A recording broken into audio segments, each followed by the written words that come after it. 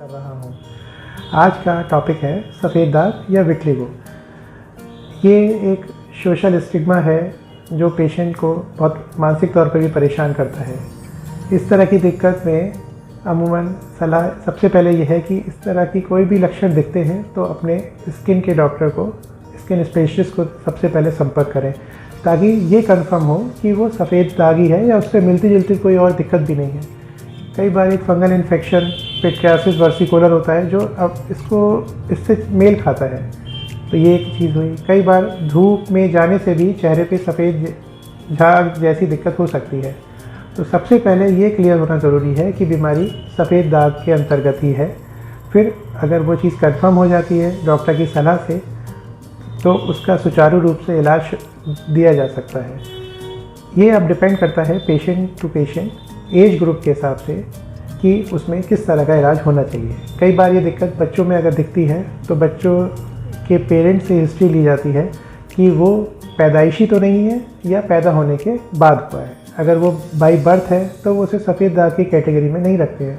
वो नीवस भी होता है, एक तरह का लक्षण जिसका रंग सफ़ेद है, उसे नीवस भी डीपिगमेंटोसस या नीवस एनीमिकस भी होता है, जिसमें अमूमन किसी उपचार की ज़रूरत नहीं होती है। लेकिन वो एक सोशली देखें तो सफ़ेद जैसा होता है और एज के हिसाब से साइज़ उसका बढ़ सकता है। उसमें लिमिटेशन ये है कि उसका बहुत कोई प्रॉपर ट्रीटमेंट नहीं है। अगर वो बहुत लिमिटेड है तो उसमें कुछ लेज़र ट्रीटमेंट का उपयोग दिया जा सकता है। मुद्दे की बात सफ़ेद दाग से रिलेटेड है, जिसका उपचार आज की तारीख में हर लिहाज से संभव हो जाता है। लेकिन क्योंकि एक ऑटो इम्यून डिसऑर्डर है तो ये प्रेडिक्ट नहीं कर सकते कि रिस्पॉन्स टू ट्रीटमेंट कितना रहेगा। उसके लिए एज ग्रुप का क्राइटेरिया रहता है, पेशेंट का male female age, old age, इन सब पे डिपेंड करता है। आपसे ये समझाने का पर्पज़ है कि अगर सफ़ेद दाग की डायग्नोसिस पेशेंट की बनी है, डॉक्टर ने सलाह दी है कि उसका उपचार करें, तो डॉक्टर की सलाह माने।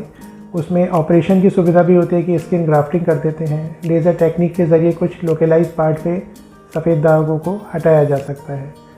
बच्चों में अगर ये दिक्कत है तो ट्रीटमेंट अलग है, बड़ों में है, एज के हिसाब से फीमेल मेल सबका ट्रीटमेंट वेरी करता है एंड रिस्पांस टू ट्रीटमेंट भी पेशेंट में वेरी करता है। तो जिस तरह की दिक्कत है उसमें जैसी जांचें हैं डॉक्टर की सलाह से हों, डॉक्टर की एक आपके अंदर फेथ रहे कि हाँ हमें इलाज करना है। पेशेंट कई बार पूछते हैं कि कितना कोर्स है इसका, तो ये कोर्स वाली बीमारी अमूमन कहा भी नहीं जा सकती है कि कई बार कुछ महीनों में, कई बार साल भर में भी आराम हो सकता है। ये फ्रिक्वेंटली पेशेंट को समझना होगा कि उसके इलाज से उसे कितना फ़ायदा हो रहा है। नहीं हो रहा है तो अभी डॉक्टर को कहे कि अभी आराम नहीं है, अभी हमें और क्या करना होगा। तो पेशेंट की दवाइयाँ उस हिसाब से तब्दील हो जाती हैं। कोई एक ऐसी दवाई नहीं है जिसको आज दिया जाए, आराम नहीं है तो उसको हम रोक लें। कई बार दवाइयों का भी एक टाइम पीरियड होता है कि उससे असर आने में कुछ वक्त लग जाता है। तो अमूमन इलाज शुरू करते हैं तो पेशेंट से कहा जाए कि 3 से 4 हफ्ते बाद आप बताएं कि इसमें क्या प्रोग्रेस है, कि दिक्कत आपकी जो है वो जो बढ़ रही थी वो रुक गई है, कोई नया धब्बा तो नहीं बना है, और जो अगर आपको लगता है कि ठीक हो रही है तो उसमें कितना इम्प्रूवमेंट है। तो उसके लिए सिक्वेंशियल फ़ोटोग्राफ्स एक खींच के रखें इलाज शुरू करने से पहले, और निरंतर हर महीने के इंटरवल में जैसे जैसे डॉक्टर को आप दिखाएं, अपनी दिक्कत बताएं, आराम है बताएं, इलाज पूरा करें। कोई दिक्कत है उसके लिए सलाह और रूप में भी ऑपरेशन के ज़रिए दी जा सकती है। तो इसको परेशानी के तौर पे सोशली एक्सेप्ट ना करें, अपना इलाज डॉक्टर की सलाह से करें। धन्यवाद।